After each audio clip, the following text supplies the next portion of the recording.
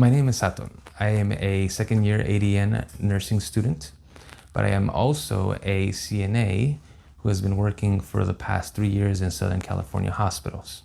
My mission is to help other people get started in healthcare by sharing my experiences as a CNA and a nursing student. Now, according to Gallup, nurses have been the most trusted profession for the past 22 years.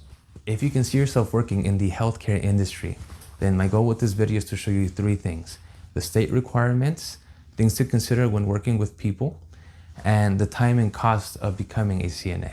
Now, the first thing you need to do is find a CNA program near you. This program needs to be accredited by your state, and it needs to help you become eligible to take the state test once you complete it. I want you to look at the reviews on Google if they have any, and any dings on the BBB, the Better Business Bureau, because some schools have problems with accreditation, and I don't want you going through that program just to find out you're not eligible to take your test. You spent money and time going through it. So in the program, you're going to do a mix of theory and skills application. You're going to learn the theory in a classroom. I went through my program over Zoom here in California. And the skills portion usually is done in a nursing home. So the program is going to be split into 2. One is classroom theory, the book learning. The other is the skills portion, which is going to be done in more than likely a nursing home. Yes, I do. Yes, I do. I have it here. I actually have the book that I used to get through the program here. It has everything you need to get through the theory portion of class. I know it was helpful before I took the state exam. I do have another video showing you how to find a program that's right for you, time and money-wise. You can find that in the channel playlist that says CNA.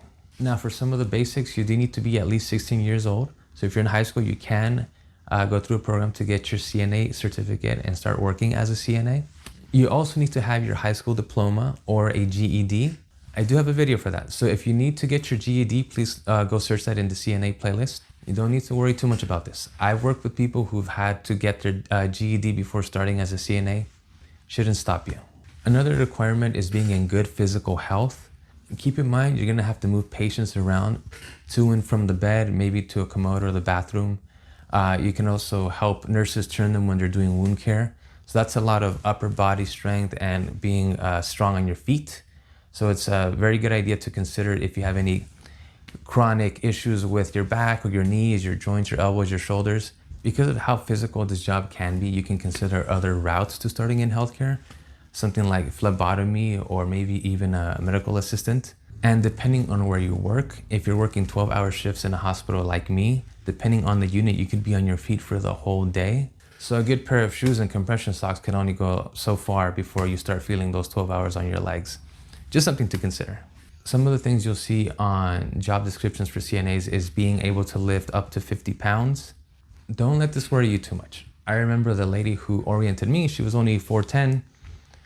She was able to move patients left and right, up and down the bed, all on her own if she needed to, because she had technique. And that's something I'll cover in other videos. And at the same time, if you ever need to move someone who's too heavy for you, you can always call another CNA or the nurse who's assigned to that patient. They'll help you, no problem. So you finish the program, and your school is going to send all your paperwork with your clinical hours and your coursework to the state, so you're eligible to take the state test. You will have to make the appointment for that at a location near you. The written portion of the state exam, at least here in Southern California where I took it, was a multiple choice exam. It was a time test. I took it in front of a proctor. This was right before I went into the skills portion of it. And in the skills portion, you're just gonna show off 2 to 3 of the skills you learned in school. If you did everything right, proctor won't see a thing. You'll go home. And just if it goes anything like mine did, you'll get your license on the same day, maybe a few hours later. And when you do pass the exam, keep in mind that you won't show up in the government website of CNAs for maybe a month. So if you start applying to jobs and let's say they like you and they want to hire you, just like it happened to me, if your license is not ready for them to start processing you might lose the job and the opportunity. So I would suggest confirming that your name is on the government website before looking for jobs. And for the 3 legal checks, you need to have your vaccinations up to date. You do need to take a drug test. For me, it was just peeing in a cup at a designated facility. And you need to do a criminal background check. I've been live scanned, I don't know how many times at this point for nursing school and CNA school. and working at a hospital. So it's something you need to get used to when you go into new facilities. But these are things you only usually have to do once before starting a program or starting a new job. So don't be too worried about doing it all the time. All right, now for the important part of this video, which I hope you really strongly consider before getting into healthcare. You're going to be working with people who, for the most part, are dealing with some of the worst days of their lives because they're in the hospital. And if it's in a nursing home or outpatient facility, they're dealing with these problems maybe all on their own. The first thing I want you to consider is how patient you are with people. If you worked customer service or you've worked in sales and you liked it, then you probably will like working in healthcare because it's a lot of people with a lot of different problems. Something that helps me work with a lot of patients is learning their story and learning about their cultures. There are some things that they do very specifically that might not make sense to you, but make perfect sense to them. So by asking about them, you help yourself understand and they feel understood. And sometimes patients just want to vent about things that are going wrong in their life, and that's okay. But the question is, are you okay with that? And could you imagine yourself talking to people about their problems and being an ear they might not have? The second most important thing is having empathy. It's important to care about our patients almost on a personal level, like they're our family. The patient needs something, but I'm tired or I'm about to go on break. Do I go on break or do I go help the patient?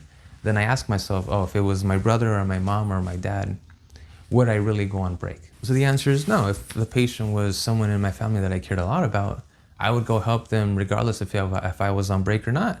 So consider if you can have empathy for different kinds of people in different sorts of situations. People who have chronic illnesses will be asking for the same thing all the time. Ask yourself, is this something you can care about each and every time they ask? The third thing I want to mention is responsibility.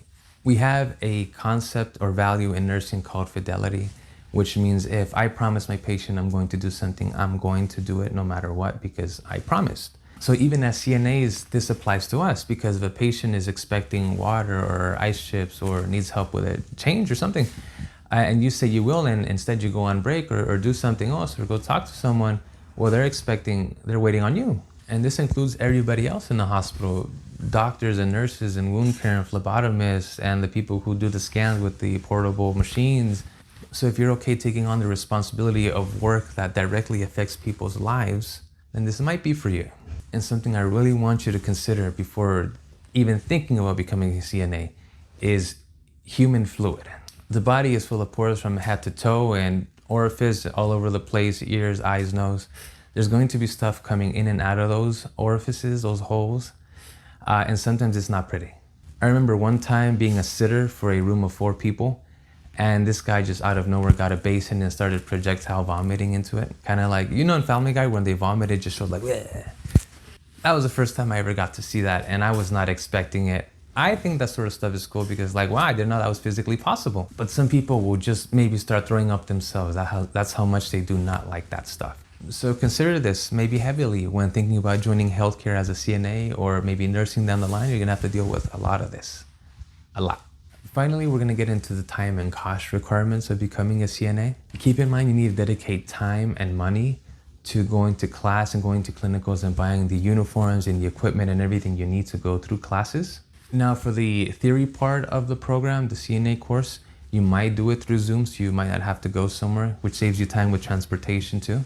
But definitely for the clinical portion of it, you're gonna have to go to some facility to get your hours with your instructor who's gonna sign you off. I know this affects people who have to work while in school, or maybe they have kids, or maybe they need someone to take care of their pet. As you search for programs, you'll be able to see which ones start when and at what time. So you'll be able to fit in the program to around your lifestyle. Based on the program you choose, some will be accelerated and take up more time during the week. And some take a little longer, but they'll fit better around your schedule, maybe only 2 days a week. Now, when it comes to costs of programs, I remember when I looked for a program here in California, I didn't know that there was community college programs or other state-funded programs. I just found the first one on Google and I went for it. I used my stimulus check from the pandemic. So that check covered it for me. The program was $1,700 for the accelerated course. But if I had known that there were other options that would cost less and maybe give me more time, I probably would have done that. But thanks to the accelerated program, I was able to finish my program faster and start working as a CNA earlier. Option number 2 are community colleges. They're usually lower in costs. Sometimes you might have the tuition covered, depending on if you're eligible for the college waiver. At least here in California, we have the BOG waiver.